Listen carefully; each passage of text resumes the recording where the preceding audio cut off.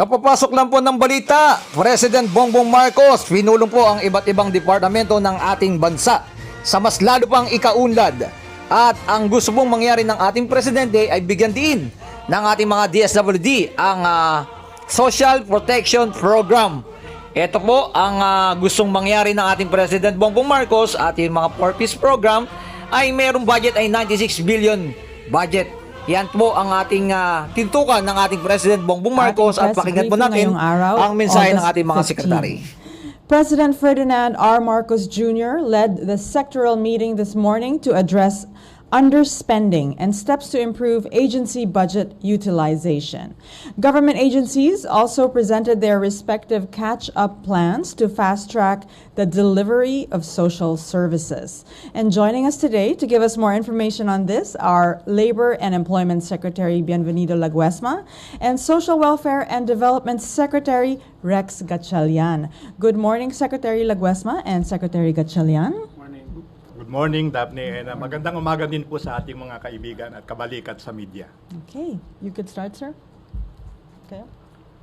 Tama yung nabanggit mo, Daphne, na nagkaroon lamang ng katatapos na pulong na kung saan ay naging bahagi yung mga departamento na mayroong nakita na mukhang mababa ang utilization rate. Subalit gusto ko lang sigurong bigyan ng diin na yung nai-report na yon ay para sa first quarter lamang ng taon. At generally, batay dun sa mga nakalipas na taon, yung first quarter ay kasama ang Department of Labor and Employment sa nagtatala ng medyo mababang utilization rate, batay na rin sa ilang mga kadahilanan. No? Kasama na rin yung nabanggit kanina, ang napagtuunan ng pansin ng ating Pangulo ay may kinalaman sa Social Protection Program ng ating pong pamahalaan at nabanggit nga yung tungkol sa tupad, no? Yung tulong pangkabuhayan para po sa mga disadvantaged at displaced workers.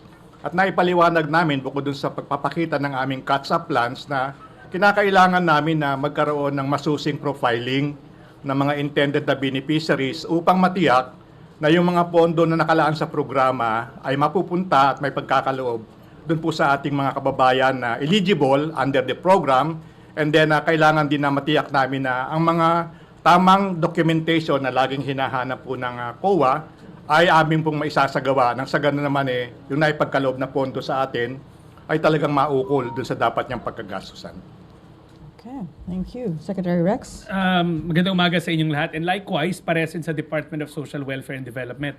Alam natin kami ni Secretary Laguesma, we deal with people, investment in human capital, ika nga. Ang pinakamalaki namin na budget allocation at ang pinaka-flagship anti-poverty program ng bansa ay nasa DSWD, yun yung 4Ps na lagi natatanong kung sino ba ang bahagi, sino ang hindi bahagi. At kaya medyo meron lang tayong delay sa disbursing this year dahil kung matatandaan natin, ang basis ng 4Ps ay yung listahanan. And the last listahanan 3, was conducted ng period of 2019-2020. These were the COVID years ng lockdown. So ang nangyari doon, merong kulang-kulang na 700,000 na pamilya na natag na initially before the lockdown happened na hindi na sila poor. Pero pagtapos ng COVID, bumalik sila sa departamento at sinabi nila na bumalik kami sa kahirapan dahil nawalan kami ng trabaho, nagkaroon ng effect sa pamilya namin ng COVID. So nag-request sila ng reassessment. That's 700,000 families. Another 700,000 families, more or less, thereabout, ay mga pamilya na hindi na-assess dahil nag-lockdown na, hindi nakalabas sa labas yung mga assessor natin kasi remember survey based yan so hindi sila nakalabas dahil lockdown na. So pag pinagsama tong numero na to, we're looking at close to around 1.3 to 1.4 Filipino households, families. Kung matatanda natin ang 4Ps is 4.4 million households ang kasama dyan. So imagine nyo 1.4 ang nagkaroon ng aberya at ayaw naman madaliin ng departamento na bigla na lang natin magdidelis or sasabihin natin hindi natin sila re-revisitahin ulit.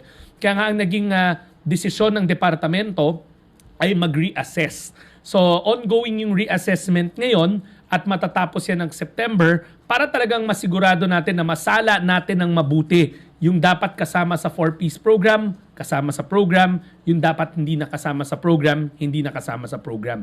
Sinigurado lang natin talagang na, like I said, na na-filter na maayos. Pero come end of September, tapos na yung reassessment na yon, and then what we can do next is now start paying them.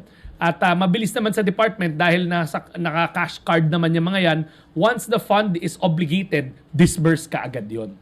So we see na sa department, sa DSWD, pagdating sa 4-piece, which is half of our budget by the way, that's around 96 billion, kalahati sa ng DSWD na budget. Kaagad by the end of the year, after this assessment is done, we believe that we can fully utilize the budget na nakalaan para sa 4-piece. Then madagdag ko rin, isa pa sa malaking allocation namin ay yung program na tawag Assistance to Individuals in Crisis Situation o in AICS. Yan, tuloy-tuloy ang paggamit natin dyan. In fact, we're as of July, nasa mga around 40 to 50% utilization na tayo. Mabanggit ko lang sa inyo, syempre, itong programa na to, hindi tayo humahanap ng krisis, kundi ang krisis nangyayari yan ng hindi mo inaasahan. Pero hindi naman tayo pwede mag-payout kung walang krisis na nangyayari. Meaning, sakit sa pamilya, kamatayan sa pamilya, nagkaroon ng disaster, or yung kinapos sa pang-enrollment or sa iba't iba pang mga aspeto na kakailanganin para maitaguyod ang pamilya. Medical, burial, pangbili ng gamot. So, seasonality, meaning ngayon alam natin tag-ulan na at dumadating na yung mga kalamidad, yan rin yung ginagamit natin pang tustos sa mga nagiging biktima. So, ayaw naman natin magka-crisis. Siyempre, sabi nga natin sana wala ng calamities, pero naka-standby yan, nandyan yan, para sa latter part of the year para patuloy natin na magamit sa mga individual at mga pamilya na nangangailangan. And last, meron kaming mga iba pang programa na semestral talaga ang bayad, katulad yung pension ng senior citizen, yung in-school, yung sa supplemental feeding program sa daycare centers. Hindi pa nagsa-start ang school year, so talagang hindi pa na-utilize karamihan ng pondo niyan. And then also yung yung dalawang programa na yan, yung social pension at saka yung supplemental feeding program. So kami sa DSWD, katulad ni Sec. Laguesma, confident kami na naka-forecast at ready kami to catch up or to implement properly based on the semestral payouts ng iba naming programa.